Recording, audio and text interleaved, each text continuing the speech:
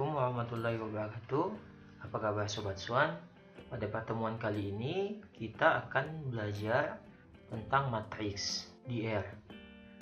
Seperti yang kita ketahui, matriks merupakan kumpulan bilangan, simbol, atau ekspresi yang disusun menurut baris dan kolom. Isi di dalam suatu matriks disebut dengan elemen atau anggota yang berasal dari jenis data yang sama. Matriks dapat dibuat dengan menggunakan fungsi matriks, R-bind, C-bind, dan dim. Ini adalah contoh matriks 5x4 yang dibuat menggunakan fungsi matriks. Oke, kita langsung saja. Nah, kita mulai dengan membuat fungsi matriks.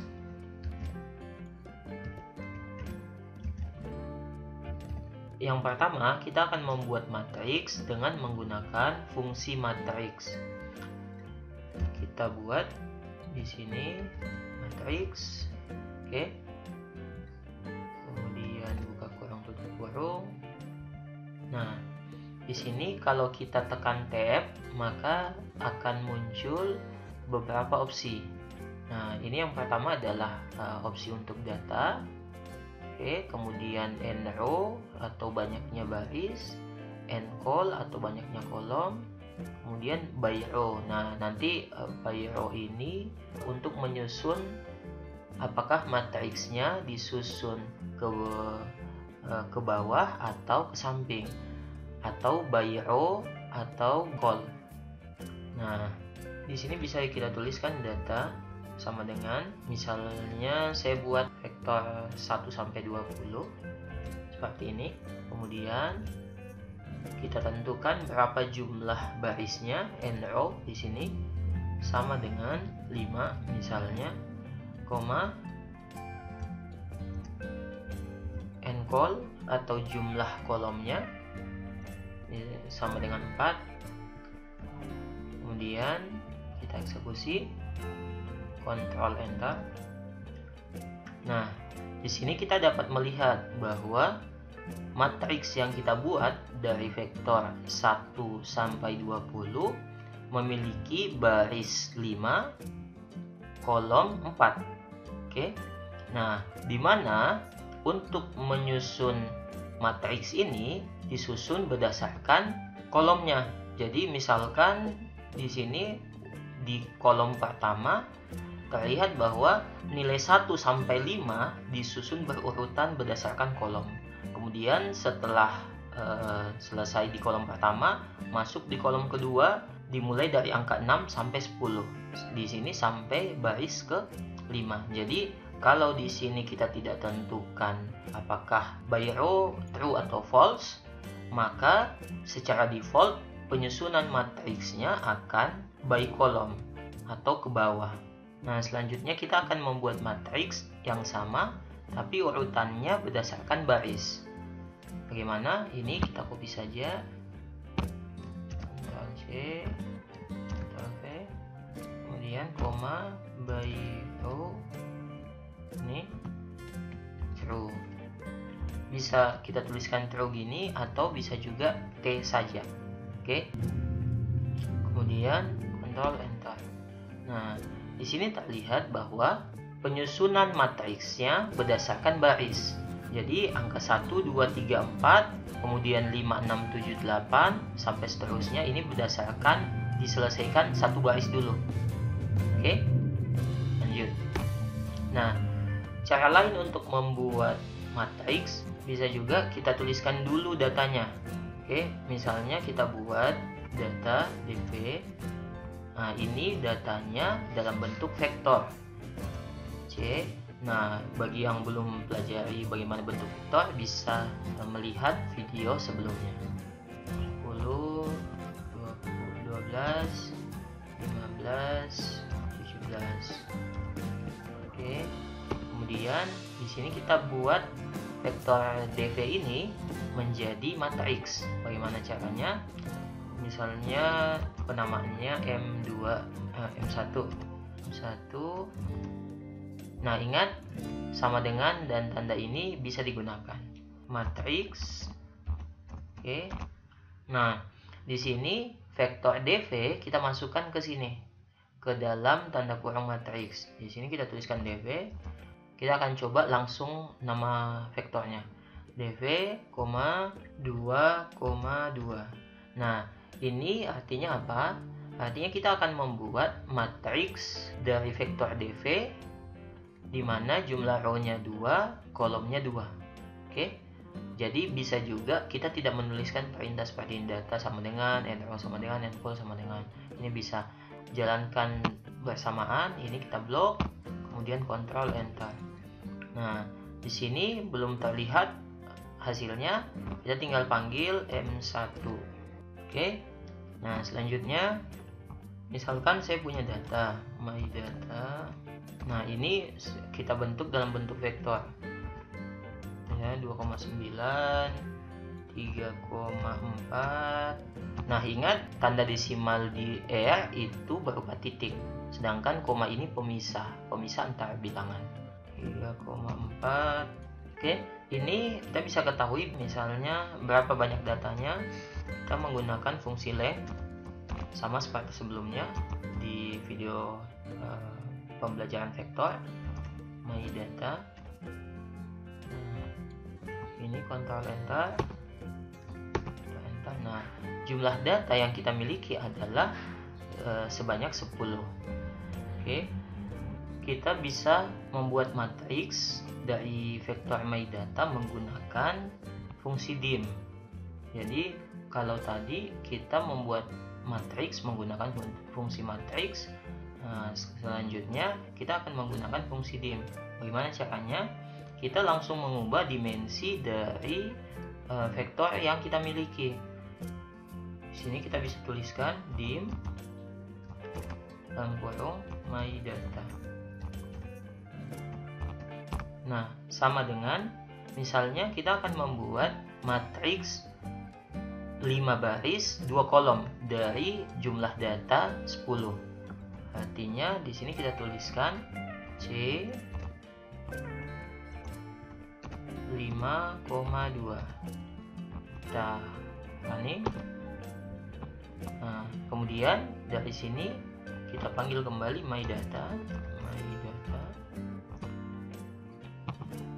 Oke, jadi akan terbentuk matriks 5 kali 2, 5 baris 2 kolom menggunakan fungsi dim. Nah, selanjutnya misalnya dari matriks my data ini kita akan memberikan nama. Di sini kalau kita perhatikan matriks ini tidak memiliki nama kolom dan nama baris. Oke, misalkan kita punya kebutuhan untuk memberikan nama, maka caranya adalah kita bisa kasih nama, misalnya untuk barisnya di sini row names my data sama dengan, karena my data ini memiliki 5 baris, sedangkan kita akan memberikan nama untuk barisnya, maka di sini kita akan memberikan 5 nama. Misalnya P1, P2, P3, P4, P5. Kemudian kita Ctrl Enter. Terus ada yang error. Ya, kita lupa memberikan angka C di depannya, karena ini penamaannya ini berupa vektor. Oke, jadi kita biasanya akan mendapatkan kesalahan seperti ini. Oke, kita lanjut, Ctrl Enter. Kita panggil my data. Nah, di sini terlihat bahwa row names-nya sudah ada namanya. Misalkan kita mau memberikan nama untuk kolomnya,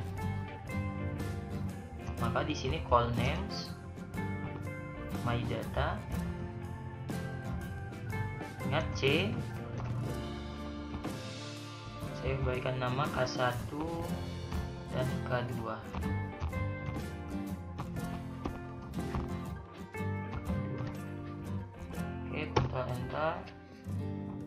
MyData.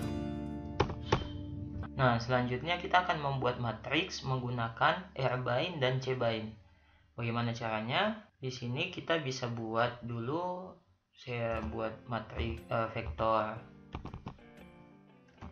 X C 2,4 Y 5 C 5,2. Nah, selanjutnya misalnya saya buat vektor Z A, B. Nah, misalnya seperti ini. Saya buat 3 vektor, kemudian saya akan menggunakan fungsi R-bind dan C-bind. Kita akan gunakan dulu fungsi C-bind. Ini saya berikan nama M0 untuk matriksnya. Kemudian di sini C-bind. Nah, C-bind ini menggabungkan antara kolom. Oke, menggabungkan antara kolom. Misalnya kita punya vektor X 2,4 dan Y 5,2, maka nanti akan digabungkan ke samping. Nah, kita langsung saja X, Y. Di sini kita langsung panggil M0. Selanjutnya ini kita running bersamaan. Kita blok, Ctrl Enter. Nah, di sini terlihat bahwa untuk matriks M0 terbentuk dari 2 vektor X dan Y, di mana disusun ke samping atau by call. Oke, 24, 52. Selanjutnya, misalnya kita buat M1, M2 sama dengan R-bind X, Y. Nah, artinya apa? Artinya kita akan menyusun matriks M2 berdasarkan baris. Kita akan susunnya ke bawah, M2. Nah, akan terbentuk seperti ini. 2,4 untuk X-nya yang ini di atas, kemudian Y 5,2. Nah, kalau kita cek, misalnya kita tuliskan kelas M2. Nah, ini akan terbentuk matriks. Oke, ingat, jadi kalau kita menggunakan fungsi C-bind atau R-bind, ini nanti akan membentuk matriks. Nah, yang selanjutnya adalah kita membuat, kita berikan nama M3, kemudian misalnya kita pakai R-bind X, Y, Z. Misalnya ketiganya kita gunakan untuk vektor X, Y, dan Z. Kemudian kita panggil M3. Nah, maka yang terbentuk adalah matriks karakter. Matriks yang elemennya adalah karakter. Kenapa? Karena Z ini adalah karakter. Nah, kalau kita lihat penyusunannya, ini ke bawah X, Y, Z. Jadi kalau kita membentuk matriks menggunakan C-bind ataupun R-bind, yang harus diingat bahwa ketika ada salah satu vektor yang merupakan karakter, maka keseluruhannya akan diubah menjadi karakter. Kalau kita cek kelas M3, nah ini sama matriks. Jadi vektor dan matriks itu elemennya harus sama, baik karakter atau double atau logic itu harus sama. Nah, selanjutnya kita akan mengambil elemen atau subset dari sebuah matriks atau submatriks. Kita misalkan kita buat, kita gunakan saja yang MyData. Nah, bagaimana caranya mengambil elemen atau submatriks dari MyData? Ini kita akan menggunakan kurung siku. Ingat, pada vektor juga kalau kita mau mengambil elemen itu menggunakan kurung siku atau sub dari vektor seperti kemarin, seperti video sebelumnya itu menggunakan kurung siku. Nah, yang harus diingat bahwa matriks itu terdiri dari baris dan terdiri dari kolom. Artinya apa? Kalau kita ingin mengambil baris atau kolom, ini kita harus memberikan tanda. Nah, tandanya seperti apa? Dia dipisahkan menggunakan tanda koma. Di sebelah kiri sebelum koma itu adalah baris, di sebelah kanan setelah koma itu adalah kolom. Misalnya kita akan ambil kolom kedua. Nah, di sini kalau matriks tersebut memiliki nama, kita bisa menggunakan namanya. Kita bisa memanggil namanya. Ini kita akan ambil kolom kedua. Nah, karena namanya kolom kedua adalah K2, maka MyData, kutip atas K2. Ctrl Enter. Nah, di sini yang terambil adalah kolom kedua. Oke. 2,8, 2,8, 2,6, 2,5, 2,4. Misal kita coba panggil MyData. Nah, ini kalau kita lihat yang terambil yang ini. Nah, selanjutnya misalnya kita akan ambil baris ketiga misalnya. Baris ketiga itu P3. Oke. Koma. Ini kita ambil kolom pertama K1. Oke, kemudian Ctrl Enter. Nah, maka yang akan terambil adalah satu elemen. Di sini P3, di sini K1. Oke. Nah, ini kalau menggunakan penamaan. Kalau kita menggunakan angka atau indeks, kita bisa menggunakan ini. Misalnya kita tulis MyData. Nah, kemudian kita akan ambil misalnya baris ketiga kolom kedua. Artinya ini nanti akan jadi satu elemen. Ketiga kolom kedua. Nah, jadi kalau kita kesulitan menghafal nama dari baris satu kolom, kita bisa menggunakan indeks. Nah, ini baris ketiga kolom kedua. Kita lihat baris ketiga kolom kedua 2,6. Oke. Nah, selanjutnya sama, misalnya kita akan ambil selain dari baris pertama misalkan. Artinya kalau selain dari baris pertama, MyData ini kita kasih minus misalnya minus 1, ini yang lainnya kita ambil semua. Jadi kita akan mengambil matriks selain dari baris pertama. Artinya semua baris pertama kita nggak akan ambil. Ctrl Enter. Nah, di sini langsung P2, P3, P4, P5. Oke. Karena baris pertamanya kita nggak ambil. Nah, sama juga misalkan kita mau mengambil baris ketiga dan keempat saja. Baris ketiga dan keempat. Ini kita bisa menggunakan tanda titik 2, koma. Oke. Nah, artinya apa? Kita akan mengambil semua elemen yang ada di baris ketiga dan baris keempat. Nah, seperti ini bentuknya. Oke, yang terakhir adalah operasi matriks. Ini tulis dulu operasi matriks. Nah, yang terakhir adalah operasi matriks. Sama seperti pada vektor dan aritmatika, berlaku beberapa operasi matriks. Misalnya 2 kali MyData. Kemudian ini saya tuliskan aja dulu semua, nanti kita satu kali running. MyData ditambah MyData misalnya.